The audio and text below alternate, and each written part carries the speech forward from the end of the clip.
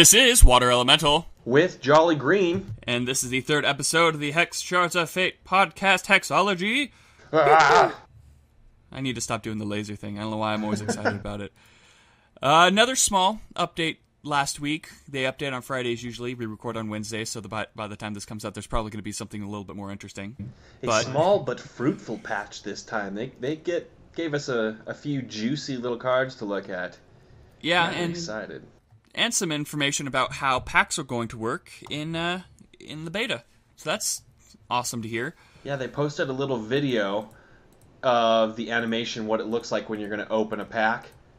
Now, it looks great, but I hope there's a way that you can skip it. Because if you're going to open an entire box at a time, which I hopefully plan to do, I don't want to be sitting here, yup.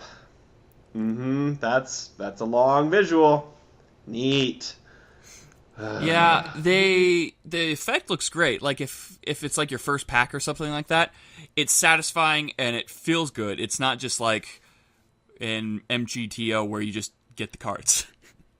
It actually feels like there's some flair to it, and that always feels nice.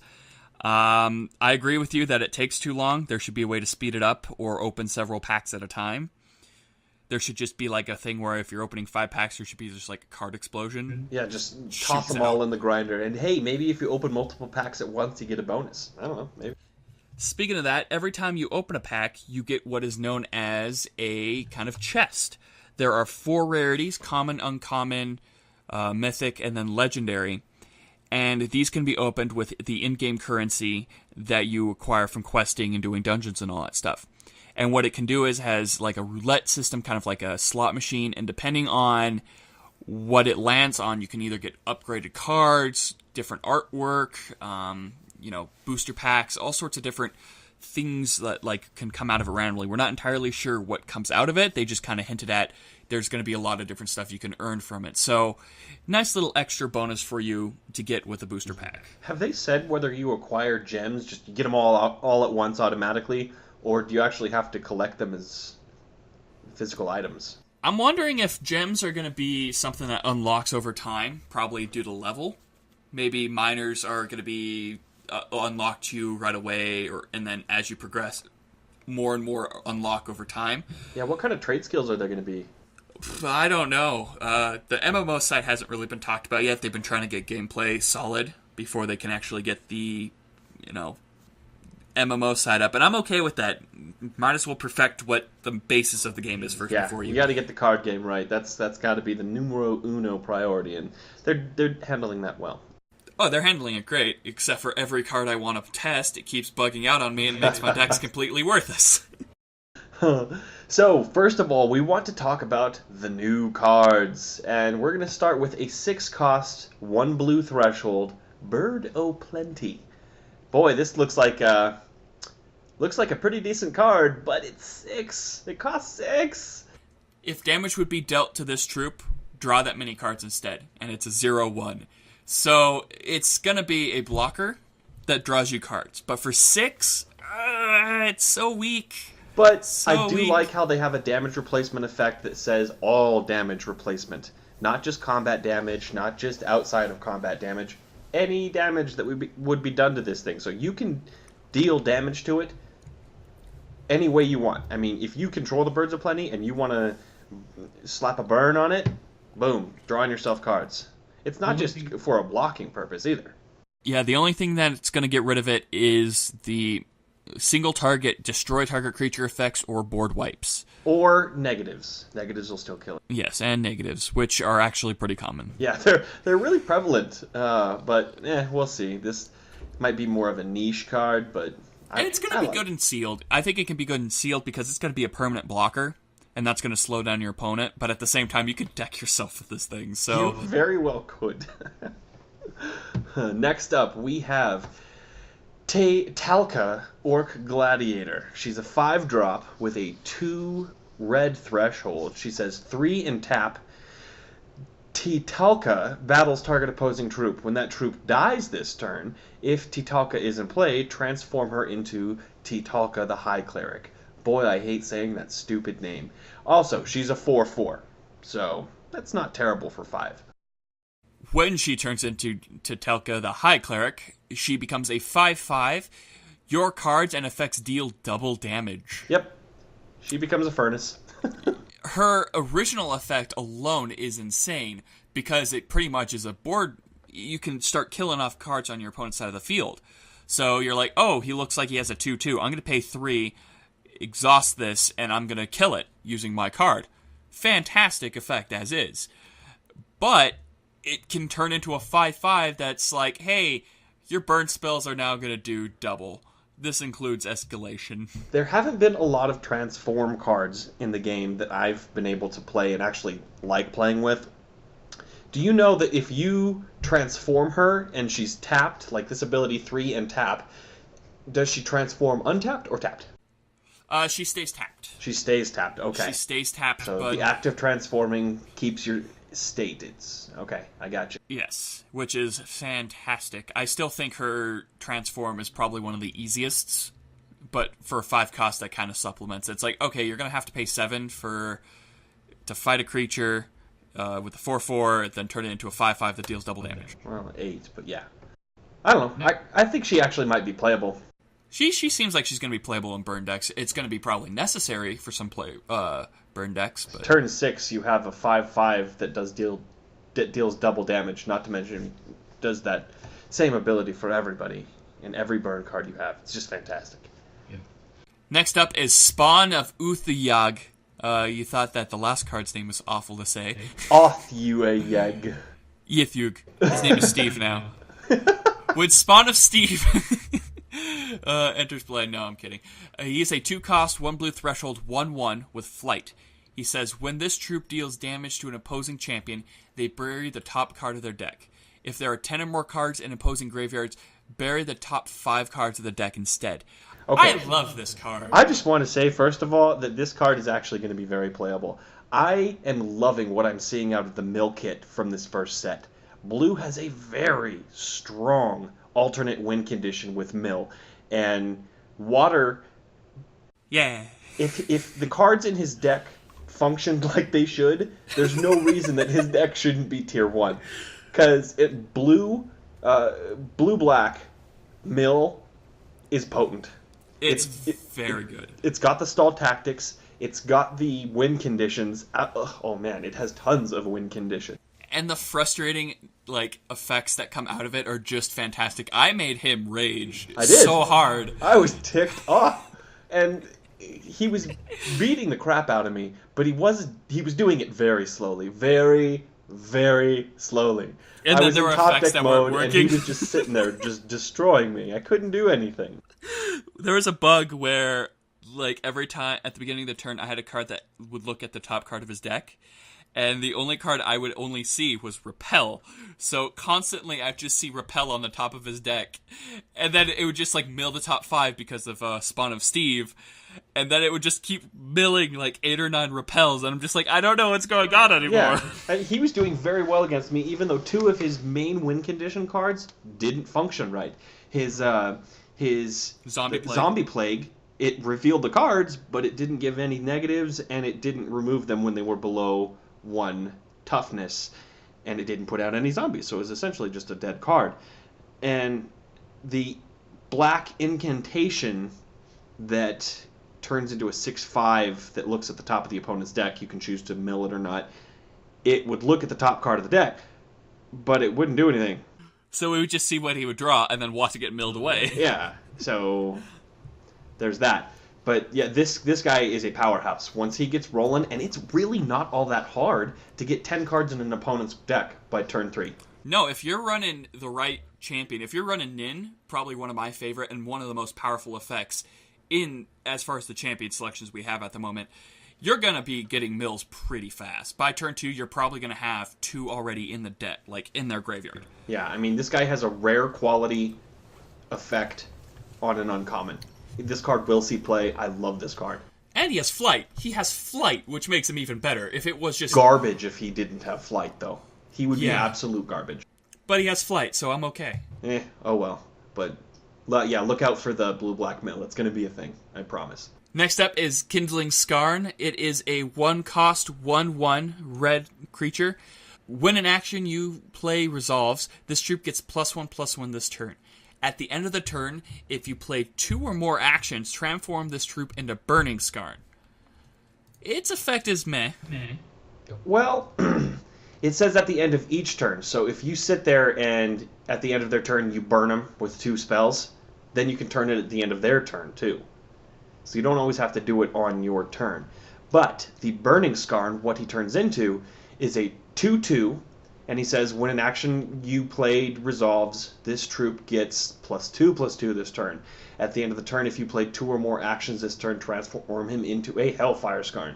Basically the same thing, but with +1/+1 on each of the abilities. So after that, he turns into Hellfire Scarn, the ultimate ability here. He's a 3/3. When an action you played resolves, this troop gets a permanent +3/+3. The previous 2 incarnations of the Scarn were just temporary. So this guy's ultimate ability kind of makes him a bit formidable. Yeah, it's pretty scary, but it's going to be very hard for him to get into play because you're going to have to cast 4 cards, 2 cards each in succession to even transform him per turn, and having that available is pretty hard to do in like early games when you play in like turn 1 or turn 2. Yeah, and if you actually want to get use of his abilities on his way up to Hellfire Scarn, people are going to block and they're going to kill him. I just don't see him being... He's going to get answered very quickly by most decks. Again, probably very solid in sealed formats where there's less, countering and stuff like that. But in constructed, where you want to build him and make him shine, it's going to be easy to kind of stop it. You need 4 cards to make this thing really work, and then you need more if you want to get the most out of it you can. I could see him being good in a combination red-green deck where you're using a lot of like the give +1/+1 permanent effects to him that are spells. That could work out fairly well, but other than that... What if you use him in a Bird o' Plenty deck? What if you make red-blue, play Bird of Plenty, play this guy, and then just keep shocking your own Bird of Plenty to draw cards? Because blue has a lot of good actions, and they have counterspells, which counterspells can trigger this guy's ability. That actually... You know what? This guy actually might be good in red-blue. Alright, we're going to have to test that. We're going to have to make a deck out of that. Next up, we have Puck, Dreambringer. He is a 2-cost, 2-green threshold, 2/2 creature. He is a legendary. Keep that in mind. Interesting. That is good to know. And he is unique. He says, tap, gain 1 temporary resource for each troop in your hand with a cost of 5 or greater. Now, if you're building a deck with built around this ramp and whatnot, and you have, let's just say 3, you're able to put a 6-drop out on turn 3. That's pretty good. Without any other ramp involved, that seems... Yeah, Fist of Bogarden's a 6-drop. Yeah. Then there's like the really, really big creatures like from other colors that you can play. Ramp was good before this guy, but now it's really good. You don't even have to reveal. It just your opponent will know that, oh, he has 3 really big creatures in his hand. Uh-oh. Which is another thing I like about this being an exclusively online game. You don't have to reveal it to your opponent for effects like this. The game already knows, therefore it trusts you, and it doesn't have to trust you. It's just data at this point. If you have 3 cards in your hand and you say, I'm going to use this, I get 3 resources, you don't have to prove it. The computer knows. Unlike Magic and Magic Online, all the cards say you have to reveal, so it's more of an honesty kind of deal and making sure that you're not trying to pull one over on your opponent. But you don't have to do that with this game. You just don't. I like the fact that they keep in the fact that you can reveal. Like, there's cards that are like, reveal the top 3 cards of the deck, pick one. It's nice to know that so your opponent can kind of plan ahead. He's like, okay, I see that he revealed this, I can prepare for that. But sometimes having that sneaky, just, I'm going to be able to do this, is fun, but revealing is still an aspect of the game, which I'm glad that they kept in one form or another. Also, they have mentioned that if you say, hey, have a 4-cost creature in play, and somebody puts it back in your hand with Buccaneer and it becomes a 5-cost, those will eventually trigger off of this guy. So if their cost is modified in any way, the modified cost is what's... Oh, no. Oh, no. Oh, that is... That's a good thing, but at the same time, I could see it being very, very scary. I don't know. In a deck that you're building around this guy, anything you want to use is already going to have a 5 cost or higher anyway. Yeah, that is true. So that's it for the new cards this week. What else did we get in this patch that is super awesome? Well, we got Dex Leaves finally introduced into the game. Oh, Dex Leaves, they look amazing. They do. They look really good. I mean, I'm really enjoying the art that's coming from this, alpha. Their art team is really good. My favorite out of the 8 that were released is going to go ahead and be that skeleton creeping down the goatsy. What you doing? You playing some cards? Mind if I watch? Just because of, well, my sick mind and what a goatsy is. Don't Google it. You don't want to do that. But if you do, you know what I'm talking about. Yeah, that's my favorite. What one do you like, Water? I really like the bright red, the flame one, the one guy with the 4 swords, and he's pointing down at the logo. I don't know the name of that person in general, but I love the art on that. It's just very dynamic. And it doesn't give away your deck, because I know a lot of people in normal tournaments and all that stuff that sleeve their deck with appropriate sleeves for the deck, so it kind of gives away what they're playing. And I've played in many tournaments where if they're playing like a Magic the Gathering deck that's like white, they put white sleeves on it, so I know what they're playing. I never did. I always put the wrong color on it. I did too. And people would get mad at me, which made it even funnier, because I would walk into a tournament and I'd wear Pokemon sleeves. They'd be like, why do you have Pokemon sleeves? I'm like, because it's funny. And then, or I'd sleeve my deck with mono blue and I'm playing a red-green aggro deck, and I'm like, why are you doing that? I'm like, why not? Another one of these sleeves I like is the Gulliver Travels style shin hair taking down a human. Oh, that's I think that's Overrun. Or no, it's not Overrun, it's like Extermination or something like that. But that's an actual card. And I don't care, that art still looks fantastic. And I hope that they're going to keep adding sleeves as time progresses. I hope this isn't the only sleeves we're going to get for the whole alpha. Oh, goodness, no. They're going to add sleeves. Yeah. Finally, they're adding a new system for socketing. This is a visual effect that has the sockets on their own little animation bar to the right. And if it's activated, you can see the color of the socket as well as the runes on the side being lit up. And it looks really good. I love the way this looks. Much better than it was before. Before it was really ambiguous and I didn't like it. Yeah, it was just kind of like a gray circle in the corner of the card. But now it looks fluid and it looks like your card's being enhanced by something. And I think it looks great. I love anything that has glowing runes on it. Yeah, no problem with that at all. Other than that, they have new tooltips for the gem selection window. They're no longer behind the gem selection interface, which is kind of nice. Get that confusion out of the way. They improved some tournament functionality, which is nice because currently I haven't been able to complete one. Furthest I've got is past the first round, and it just bugs out and doesn't let me play. Just more slice of life kind of improvements that keep it from bugging. And unfortunately, as the known issues, none of the cards that I want them to fix are on there, which is upsetting. But new art for Hex Engine, yeah. Good. That's. Yeah. Other than that, that's pretty much it for the patch. Let us know what you think. If you saw something happen in this patch that may not have been mentioned, or something that actually works that didn't before, let us know, because right now Water is kind of on a streak where he builds a neat deck, and the key component of that deck is non-functional. He's 3 for 3 so far. So, what was it? It was Inspire, and their Inspire wouldn't function correctly for a while. Then it was the Bramblethorn. And it wouldn't work, and then now Zombie Plague doesn't want to work correctly. Yeah, the Zombie Plague incantation in his mill deck doesn't work. So, I'm the best tester ever. I find all the bugs. Do you do a bug report? I haven't lately. I'm kind of been bad about that. I used to every time I'd see a thing, but I was just like bug report, but I don't go on the forums much anymore. So Hey, that's kind of what I like about this alpha. There's thousands of people playing it. Yeah, which is nice. We're not doing our part anymore, but that's why we have the show, so we can inform people on the changes and the bugs and all that stuff. In case you don't like reading, you can listen. Even though I have all the cards and everything on screen right now, because... yeah.